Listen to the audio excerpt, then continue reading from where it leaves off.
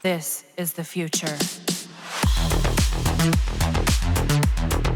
This week was kind of hilarious as I have tried to spend all some important standings and resources into one in-game currency, and it made me laugh, and think that I just got scammed big time upon looking on how much time and effort I have spent in acquiring both standings and resources. Before we continue, I would also love your point of view about this topic. Let's try to discuss this topic in the comment section below, after you have watched the video. So, I'm talking about, here. Okay, let me explain. There are various ways to get this currency. Number 1, and probably the fastest, is to run void capture mission with a speed frame like Wukong. It will take less than a minute to finish the mission, and if you are lucky, then you will be rewarded with the currency. That is, when you are lucky though, as the reward table for these void capture missions are also filled with relics, and somehow, they have identical drop rates of the currency. It may be the fastest, but it will take you several runs to get one, and worst, you don't get other resources from it as it only rewards either relic or Aya. Then there's the bounty hunting method, which is somehow reliable compared to the void capture mission, but this is just my opinion though. Doing level 40 to 60 bounty missions in the Plains of Eidolon will rewards 2 or even 4 of these currency per 15 minutes of completion of the whole bounty stage. If you are with a team and fast enough to complete the missions in 8 minutes, or the mission itself don't require defending for a couple of minutes, then you farm a lot of this currency faster. Not to mention that you also get rewarded with Plains of Eidolon resources in the process, which you can use to craft items of use in the Helminth system. Another benefit is that you can gain standings for the faction in the open world hub, which you can also use to gain relic packs in the mining NPC of each open worlds. What about its squad leader? Well, relic pack can also give you Aya, and I call it as a passive way of earning these currencies. Another great way to farm this currency, through relic packs, is the Steel Path mission.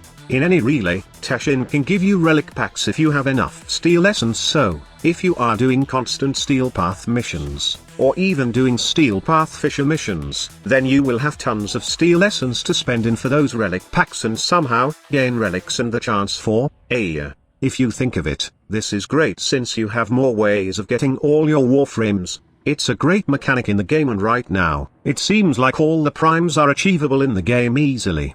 However, if you really dig deeper, and see beyond this curtain, you will see that it also feels like a big scam, and yes, this is just my opinion, and that is why I want to know your thoughts about it too.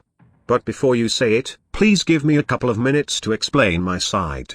First of all, it's an endless rotation of getting relics, because the fact is, you do all those things to farm the currency or even the relic packs, and in the end, you go to the prime vendor, and what you get from doing all those bounties, Steel Path missions, or void capture missions, yes, it's still relic, but squad leader, it's a different relic. You get a relic from a different prime warframe and weapon.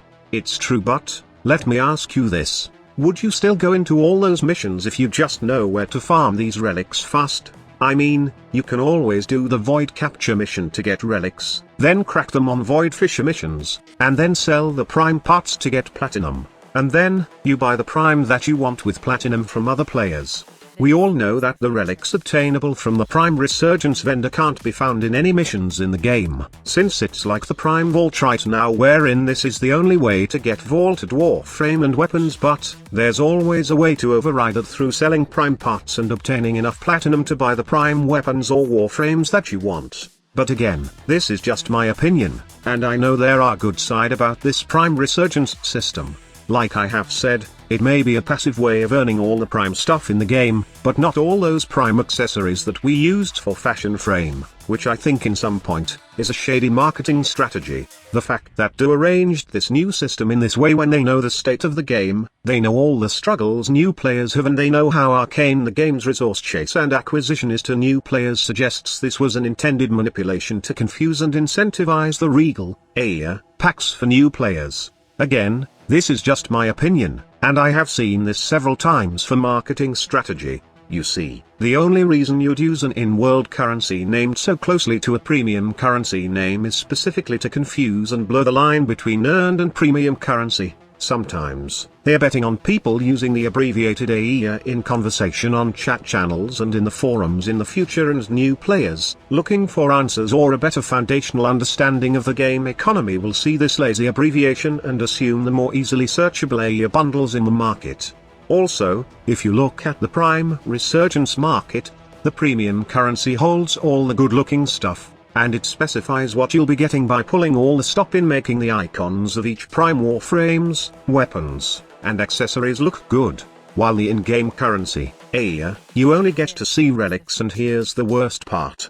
If you scroll to the bottom corner of the screen, you will see more rewards for the in-game currency, and as you can see, it's all our skins, Orokin ducats which you can just get from farming Void Fisher missions, and also Void Trace packs which you can also get from Void Fisher missions easily. If you are farming Prime parts, why would you need to convert your AEA on this rewards?